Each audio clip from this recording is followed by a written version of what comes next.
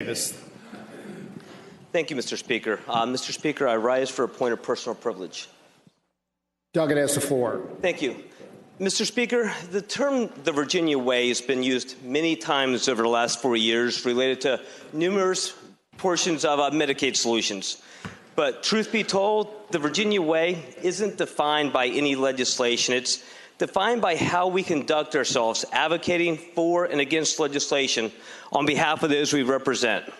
The Virginia way is how we constructively debate and disagree in a manner that rises to our better angels rather than a way that makes a mockery out of our mission to serve. In essence, the Virginia way is defined by the civility with which we operate. Mr. Speaker, yesterday's debate within the chamber lived up to that standard, and I'm proud of how we all conducted ourselves during a process that sometimes can get emotionally charged and the temptation to inflame can become great. And for that, I'm prouder than ever to be associated with this body and the members in it. However, the same can't be said for a certain political demagogue who stood on the Capitol grounds hawking his candidacy and hurling personal insults at members of this body armed with toilet paper. Although probably a useful item to have close for that political rhetoric he was throwing around.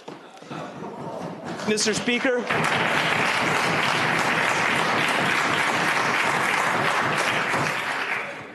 Mr. Speaker, it's rich and ironic to be lectured on fiscal responsibility by someone who has supported a long list of tax increases back home, fueling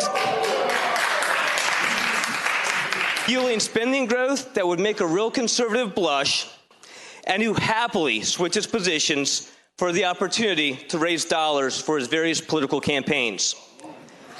Mr. Speaker, I believe the Virginia way is a better approach because at the end of the day, for government to work, we can't allow our service to be degraded into embarrassing charades by attention seekers whose only skill is theatrics.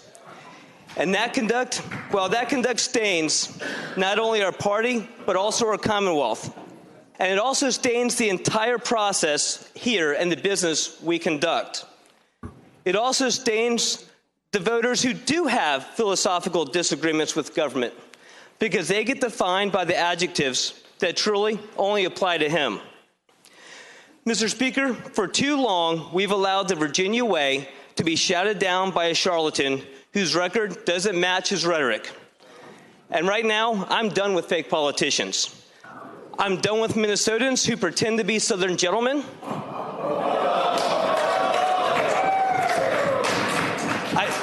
I'm done with phonies who think they're Donald Trump because they can tweet.